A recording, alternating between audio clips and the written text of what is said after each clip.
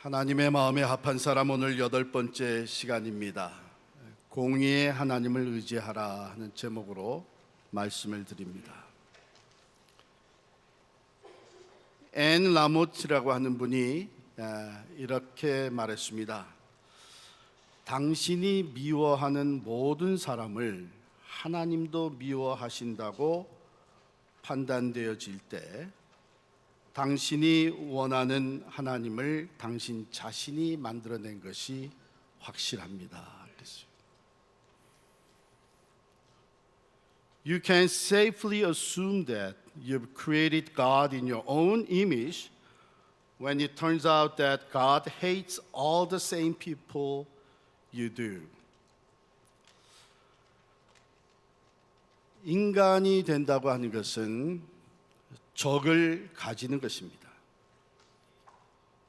우리가 사랑하기 어려운 사람들이 있다고 하는 것을 알고, 또는 우리를 사랑하기를 힘들어하는 사람들이 있다고 하는 것도 알고 있습니다. 어쩌면 이 두 가지가 다 우리에게 있습니다. 내가 사랑하기 어려운 원수와 같은 사람들이 있는가 하면, 또 나를 사랑하기 힘들어하는, 나를 대적과 같이 여기는 사람들도 있습니다. 우리가 믿는 예수님은 마태복음 5장 44절에 이렇게 말씀하셨습니다. 너희 원수를 사랑하며 너희를 박해하는 자를 위하여 기도하라. 여러분, 예수님이 이 말씀을 하실 때에 혹 너희에게 원수가 생기면 너희 원수를 사랑하라고 그렇게 말씀하신 것이 아닙니다. 아무 전제가 없이 너희 원수를 사랑하며 너희를 박해하는 자를 위하여 기도하라. 즉, 당연히 우리에게 원수가 있을 것이라는 것을 전제로 한 말씀입니다. 우리에게 누구나 다, 우리는 원수가 있기를 원하지 않지만 우리에게 원수, 대적하는 자가 있고, 또 우리를 원수시하는 사람들도 있습니다. 문제는 우리에게 원수가 있느냐 없느냐, 원수가 생길지에 대한 여부가 아니고, 우리가 큰 대가를 치르더라도 사랑하고 화평을 추구할 수 있느냐 하는 문제입니다. 오늘 말씀은 다윗이 자신의 생명을 빼앗고자 하는 사울 왕을 어떻게 대했는가 하는 것을 말해줍니다. 이 두 사람의 사이는 근본적으로 그 월드 비유가, 세계관이 달랐습니다. 그렇기 때문에 서로 충돌할 수밖에 없었습니다. 사울에게는 다윗을 향한 두려움, 또 파라노이아, 편집증, 질투심을 갖고 있었습니다. 반면에 다윗은 사울에 대해서 겸손하고 존중하며 존경하며 또한 용기 있는 행동을 가지고 있었습니다. 오늘의 말씀은, 이 이야기는 우리를 적대시하는 원수를 어떻게 하나님의 말씀대로, 하나님의 말씀을 따라 대할 것인가 하는 것을 보여주고 있는 아주 훌륭한 example이 됩니다. 내가 어떻게 될 것인가 하는 것이 아니고, It's not about me, about us. 어떻게 하나님의 진리가 실천될 수 있느냐 하는 것에 대한 말씀입니다. 우리를 억울하게 만들고 해하려고 하는 원수들을 대하는 4가지 진리의 교훈을 우리가 함께 나누도록 하겠습니다. 첫 번째로는 원수에게 해를 끼치려는 것을 거부하십시오. 당연히 그런 마음이 일어날 수 있습니다. 왜? 내가 억울한 일을 당했기 때문에, 해를 당했기 때문에 내가 그것을 갚아주고자 하는, 나도 또한 해를 끼치고자 하는 마음이 생길 수가 있습니다. 오늘 본문에 보면 다윗 주변에 있던 사람들은 다윗에게 사울을 죽이라고 설득했습니다.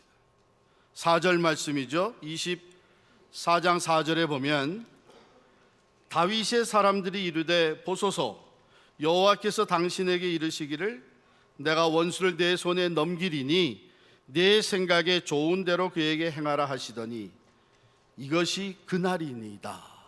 이게 그날 하나님이 주신 기회라고 하는 거예요. 배경은 이렇습니다. 다윗이 사울을 피해 도망 다니는데 여기저기 숨을 곳을 찾아다녔습니다. 한 번은 사울에게 보고가 들어갔습니다. 신고가 들어갔는데 다윗이 엔게디 광야에 있습니다 하는 신고가 들어갔습니다. 사울 왕이 3,000명의 군사를 이끌고 다윗을 잡아 죽이려고 찾아왔습니다. 왔다가는 사울 왕이 용변을 보기 위해서 한 굴을 찾아 들어갔어요. 거기서 용변을 보는데 그 굴이 마침 다윗과 다윗을 따르는 사람들이 깊숙이 숨어 있던 굴이었습니다. 다윗 주변의 사람들이 이건 하나님이 주신 절호의 찬수입니다. 하나님께서 당신이 너무 억울한 일을 당하니까, 너무 고통을 당하니까 저 원수 사울을 죽일 수 있도록 기회를 주신 거 아니겠습니까? 사실 생각해 보면 얼마든지 합리화시킬 수 있는 상황입니다. 사울이 다윗을 먼저 죽이려 했기 때문에 정당방위로 볼 수 있는 것이죠. 자신이 살기 위해서는 사울을 먼저 죽여야 하는 형편이 되었습니다. 뿐만 아니라 다윗에게 사무엘 선지자를 통해서 다음 왕이 될 예언이 주어졌고 이미 기름 부은 바 되었습니다. 그러니까 그만한 권리를 가졌다고도 볼 수 있죠. 그러나 다윗은 거부했습니다. 다윗은 사울 왕의 옷자락만을 가만히 베는 것으로 끝냈습니다. 그런데 그것마저도 다윗의 마음을 아프게 했습니다. 24장 6절에 보면 그리한 후에 사울의 옷자락 뱀으로 말미암아 다윗의 마음이 찔려 자기 사람들에게 이르되 내가 손을 들어 여호와의 기름 부음을 받은 내 주를 치는 것은 여호와께서 금하시는 것이니 그는 여호와의 기름 부음을 받은 자가 됨이니라. 다윗은요, 사울 왕이 결함이 많고 죄가 많은 사람이지만 그는 여전히 하나님이 처음에 그를 이스라엘 왕으로 선택하셨다고 하는 것을 존중을 했습니다. 여러분, 이것은 갈등을 대하는 우리들, 대적과 원수와의 관계에 있어서 그것을 해결하는 데 매우 중요한 포인트가 됩니다. 우리가 다른 사람이 내게 입힌 상처와 고통에 집착하게 되면 그들에 대한 거룩한 진리를 우리가 망각하게 됩니다. 그들 또한 하나님의 형상대로 지음받은 사람들이라는 것을 잊어버리게 되는 것이죠. 만약에 그들이 예수를 믿는 사람이라면 그들을 위해서 예수께서 십자가에서 피 흘려 피값 주고 구속한 사람들이라고 하는 것을 잊어버리게 됩니다. 그들이 예수를 믿지 않는다면 그들에게 생명의 복음, 예수의 복음이 필요하다는 것, 하나님은 그들 또한 구원에 이르기를 원하신다는 것을 우리는 잊어버리게 됩니다. 내가 입은 상처와 억울함이 너무 크다 보니까 우리는 이 보편적인 진리를, 거룩한 진리를 망각하기가 쉽고 감정대로 반응하여 내가 원수에게 해를 끼치고 복수하고자 하는 것이 우리의 마음에서 충동질하게 됩니다. 그러나 다윗은 상처도 있고 큰 억울함을 당하여 쫓겨다니면서도 그 너머의 이 진리를 그는 기억하였습니다. 하나님께서 택한 종이다. 하나님이 하나님의 뜻을 따라 기름 부었던 종이다. 그래서 다윗은 오히려 겸손함과 믿음의 용기를 가지고 그에게 다가갈 수가 있었습니다.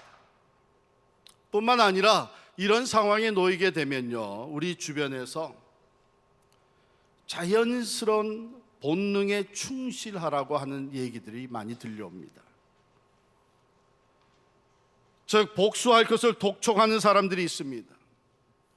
정당한 의도에서 주변의 크리스찬들조차 우리들이 세상적인 방법으로 싸워야 한다고 충동질하기도 합니다.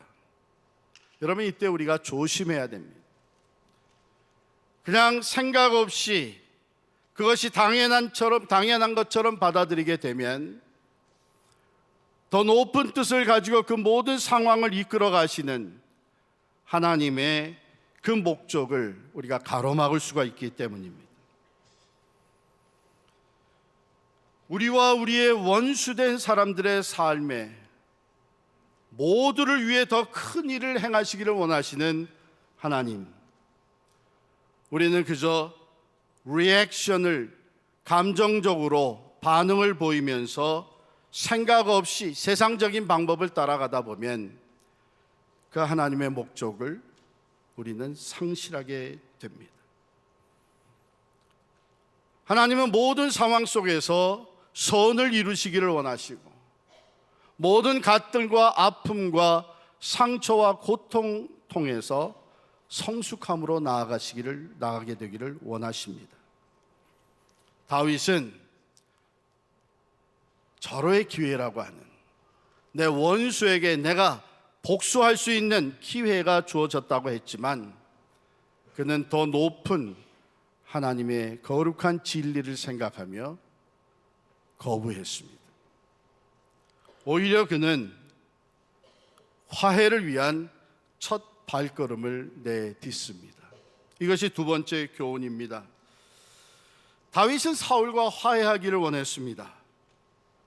심지어는 큰 희생과 위험을 감수하면서 그는 사울 앞에 자기를 드러내 보였습니다. 여러분, 지금 계속 다윗을 찾아 죽이려고 하는 사울 앞에 자기 자신을 드러내 보이는 것은 얼마나 위험한 일입니까? 그러나 다윗은 사울과의 화해를 원했기 때문에 자기 스스로를 드러내면서 모든 상황을 명확히 알고 판단할 수 있도록 사울 왕을 돕습니다. 9절에 보면 다윗이 사울에게 얘기하기를, 내가 왕을 해하려 한다고 하는 사람들의 말은 거짓입니다 하는 사실을 알립니다. 또 14절에 보면 왕이 도대체 나 같은 존재를 두려워할 이유가 없습니다. 다윗이 말하기를, 나는 사울 왕 앞에 죽은 개나 벼룩과 다름이 없으니 사울 왕이 왜 이 다윗을 두려워하십니까? 그 다음에 내려가서 보면 다윗은 사울을 해치려는 악한 마음이 자기에게 전혀 없다고 하는 사실을 명백히 밝힙니다. 그리고 그 벤 옷자락, 사울의 옷자락을 내보이면서 이것이 그 증거가 아니겠느냐. 만일 내게 그런 마음이 있었다면 이처럼 좋은 기회가 어디 있었겠느냐. 그러나 내 마음에는 왕을 해할 마음이 전혀 없다고 하는 이 증거를 보여주었습니다. 이것이 우리가 우리의 원수에게, 적에게 접근해야 되는 방법입니다. 때로 우리는 만일 화해를 한다면, 화평을 이룬다면 상대방이 먼저, 내게 해를 끼친, 상처를 준 상대방이 먼저 와서 화해를 청해야 되는 것이 아닌가 하고 기다립니다. 어떻게 보면 그것이 정당하다고 얘기할 수 있습니다. 그러나 하나님은 우리가 먼저 상처를 입고 억울한 일을 당했지만 원수를 향해, 적을 향해 나아갈 힘과 용기를 주시며 실천할 수 있게 하십니다. 다윗은 두 가지 면에서 이것을 추구했습니다. 첫 번째, 사울로 하여금 그의 편집증, 그 파라노이아를 컨프런트하도록 만들어줍니다. 다시 9절 말씀을 보면 다윗이 왕을 해하려 한다고 하는 사람들의 말을 왕은 어찌하여 들으시나이까. 여러분, 종종 갈등이라고 하는 것은 우리가 누군가에 대해 들었거나 또는 그들이 우리에 대해 들었기 때문에 발생합니다. 직접적인 대화가 없이 들은 것 때문에 발생하는 갈등이 얼마나 많습니까? 다윗이 사울을 해하려고 한다는 증거는 하나도 없었습니다. 그러나 들려오는 얘기로 인해서 사울은 이미 자기가 다윗에게 대해서 가지고 있던 시기와 질투, 거기에다가 두려움까지, 파라노이아까지 생겨서 그 거짓을 사실처럼 믿었던 것입니다. 이것에 대해서 다윗은 부드럽게 사실을 말하며 사울과 맞닥뜨렸던 것입니다. 두 번째, 다윗은 사울을 향한 자신의 의도를 분명히 밝혔습니다. 내 손으로는 왕을 해하지 않겠나이다. 사울 왕을 해치려고 하는 마음이 전혀 없었다고 하는 것을 분명히 밝혔고, 그것을 많은 사람들이 듣는 앞에 선포하였습니다. 여러분, 갈등이 오래 지속이 되고 그 골이 깊어질수록 상대방에 대한 왜곡된 생각과 오해는 더 커집니다. 사소한 말다툼이 시간이 지나면 커다란 오해를 가져옵니다.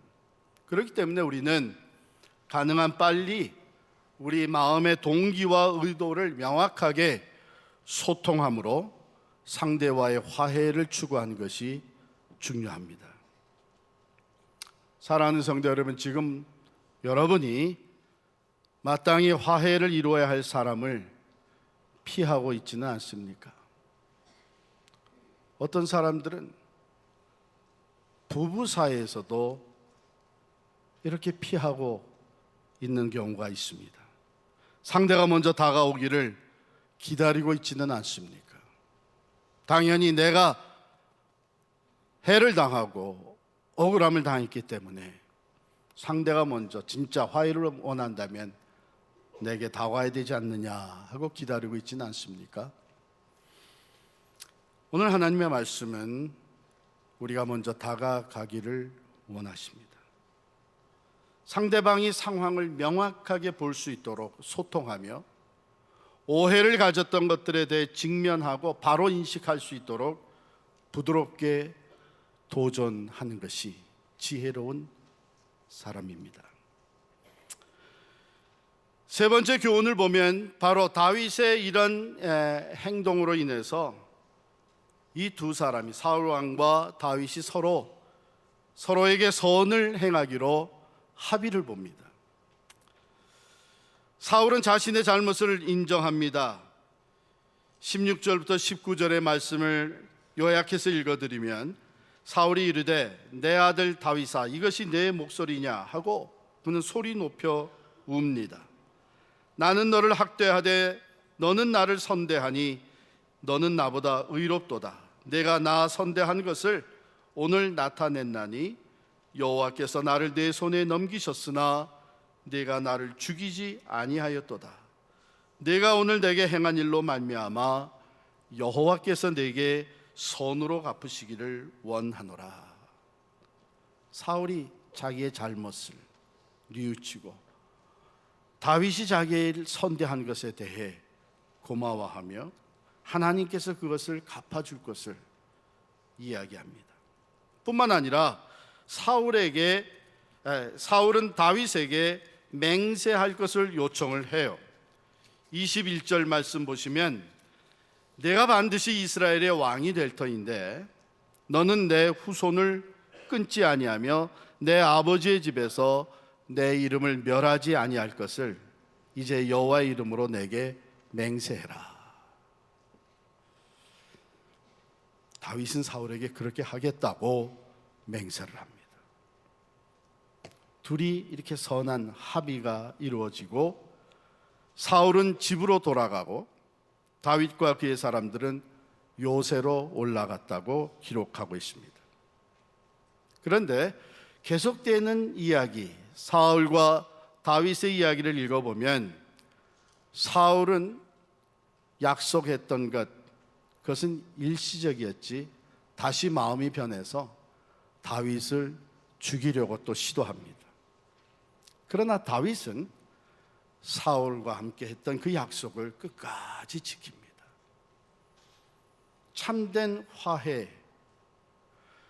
그것의 증거는 계속해서 보여지는 사랑과 선행을 이어가는 데서 나타나는 것입니다. 하나님은 이렇게 화해를 추구하고 신실하게 사랑과 선행을 이어갔던 다윗을 축복해 주셨습니다. 우리에게 일어나는 갈등이라고 하는 것은 지나고 보면 서로에게 더 가까워지고 서로를 더 깊이 이해하는 데 도움을 주며 특별히 그 갈등을 하나님의 방법대로 해소해 나가면 그것을 통해 하나님의 영광이 나타납니다. 이것을 잘 아시는 하나님이시기 때문에 하나님은 우리가 당하고 있는 고통과 상처와 억울함에 집착되지 아니하고 그것 너머로 더 높은 하나님의 뜻과 진리를 기억하며 하나님의 방법으로 하나님의 말씀대로 이 갈등을 극복해 나가기를 원하십니다. C.S. 루이스는 모든 사람은 용서할 것이 있기 전까지는 용서가 사랑스러운 생각이라고 사랑스러운 것이라고 생각한다 그랬어요. Everyone thinks forgiveness is a lovely idea until he has something to forgive. 그런 것 같아요. 그 용서하는 거, 그래서 화해하는 거, 화평케 하는 거, 그거 얼마나 아름다운 일이야. 그런데 막상 그것이 자기에게 닥친 문제가 되게 되면 이슈는 달라지는 거죠. 우리는 용서하는 것이, 그래서 화평을 이루는 것이 그렇게 아름답고 하나님이 기뻐하시는 것이라는 것을 알면서도 그것을 실천하지 못하는 이유가 어디에 있을까요? 한번 우리 자신들을 깊이 들여다보며 생각해 볼 필요가 있습니다. 반면에 그러면 우리는 어떻게 하면 다윗과 같이 그렇게 억울하고 해를 입고 원수 같은 이 사울을 선하게 대하면서 그와 화평을 추구하고 용기 있게 그 앞에 나가 화해를 이룰 수 있었겠는가? 그 힘과 용기가 어디서 왔는가? 다윗은요, 그 모든 펼쳐진 상황 그 위에 계신 하나님을 바라보았습니다. 그 하나님은 모든 것을 아시고 모든 것을 판단하시며 더욱이 공의로 심판하시는 분이라는 것을 다윗은 조금도 의심하지 않고 믿었습니다. 그래서 12절에 보면 여호와께서는 나와 왕 사이를 판단하사 여호와께서 나를 위하여 왕에게 보복하시려니와 내 손으로는 왕을 해하지 않겠나이다.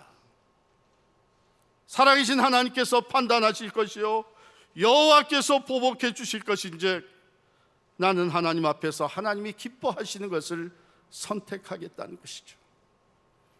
15절에도 보면 여호와께서 재판장이 되어 나와 왕 사이에 심판하사 나의 사정을 살펴 억울함을 풀어주시고 나를 왕의 손에서 건지시기를 원하나이다. 살아계신 하나님, 궁극적인 재판장이 되시는 하나님께서 심판하시고 내 억울한 것을 그가 친히 풀어주실 것이라는 믿음을 가지고 있었던 것입니다. 하나님께서 또한 사도 바울을 통해서 주신 말씀, 로마서 12장 17절에서 21절까지의 말씀에도 하나님의 같은 마음과 메시지가 담겨져 있습니다. 아무에게도 악을 악으로 갚지 말고 모든 사람 앞에서 선한 일을 도모하라. 할 수 있거든 너희로서는 모든 사람과 더불어 화목하라. 내 사랑하는 자들아, 너희가 친히 원수를 갚지 말고 하나님의 진노하심에 맡기라. 기록되었으되 원수 갚는 것이 내게 있으니 내가 갚으리라고 주께서 말씀하시니라. 내 원수가 줄이거든 먹이고 목마르거든 마시게 하라. 그리함으로 내가 숯불을 그 머리에 쌓아두리라. 악에게 지지 말고 선으로 악을 이기라. 다윗은 하나님이 하실 일과 자기 자신이 해야 할 일을 구분할 줄 알았습니다. 심판하시고 원수 갚는 일은 하나님께서 하시는 일이고, 우리가 할 일은 모든 사람과 더불어 평화하는 것입니다. 악을 악으로 갚으면 악순환이 계속됩니다. 그러나 악을 선으로 갚으면 악순환은 그치게 됩니다. 오히려 원수의 머리 위에 숯불을 얹어 놓는 결과가 된다고 말씀해 주셨습니다. 우리에게 주신 이 말씀, 악을 손으로 갚으라는 말씀, 원수를 불쌍히 여기고 원수를 위해 기도하며 축복하라는 말씀, 실천하기 참으로 어려운 일입니다. 특별히 이미 받은 상처가 클수록, 억울함이 깊을수록 실천하기 어렵습니다. 우리는 도움이 필요합니다. 용기가 필요합니다. 지혜가 필요합니다. 그 모든 것은 우리가 하나님을 바라볼 때 우리에게 주어집니다. 사랑하는 성도 여러분, 하나님은 살아계십니다. 모든 것을 살피고 계십니다. 모든 것을 알고 계십니다. 우리의 그 깊은 상처와 억울함을 그분은 다 알고 있습니다. 살아계신 하나님께서 판단하시고 심판하시고 원수 갚아주실 것을 믿으시기를 바랍니다.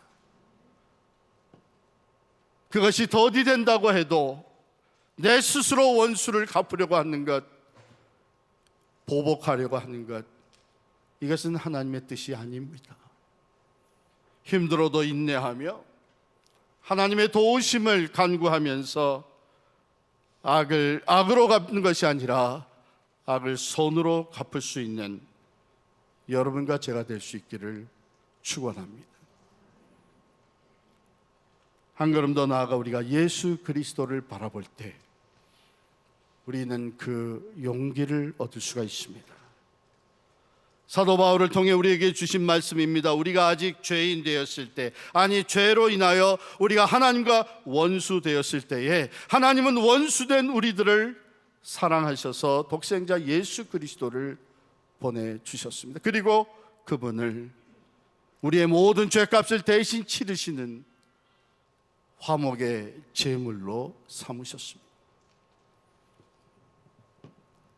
로마서 5장 10절 말씀입니다.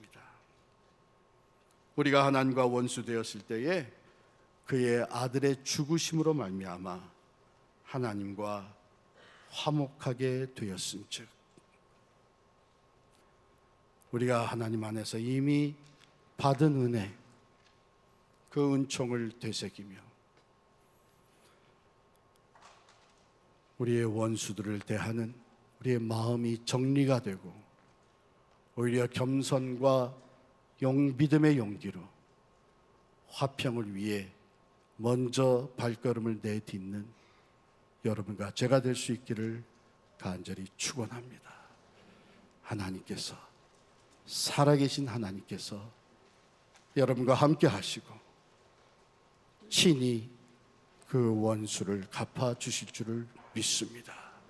기도하십시다. 하나님 아버지,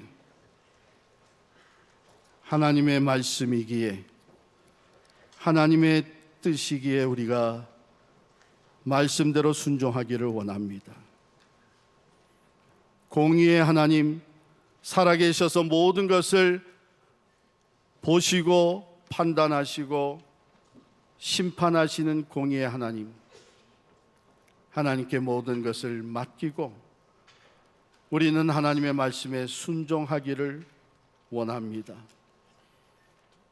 원수에게 해를 끼치는 것을 거부하고 오히려 먼저 발걸음을 내딛어 화평을 추구하며 예수 그리스도의 십자가를 사이에 두고 화평케 하는 하나님의 자녀의 모습으로 살아가기를 원합니다. 그런데 하나님, 이것은 너무나 때로 힘듭니다. 우리가 마음먹어도 실천하기가 참으로 어렵사오니 주여 우리를 도와주시옵소서. 십자가의 사랑으로 덮어주시고 모든 것을 주님 앞에 내려놓을 때에 하나님이 나를 얼마나 사랑하셨는지, 죄로 인하여 하나님과 원수된 나를 버리시지 아니하시고 심판하지 아니하시고 독생자 예수 그리스도를 화목의 제물로 내어주신 그 사랑을 기억하게 하여 주시고 그 사랑의 힘을 얻어 원수도 용서하고 화평을 이루어갈 수 있는 그리스도의 신실한 제자들이 되게 하여 주시옵소서. 예수 그리스도의 이름으로 기도하옵나이다. 아멘.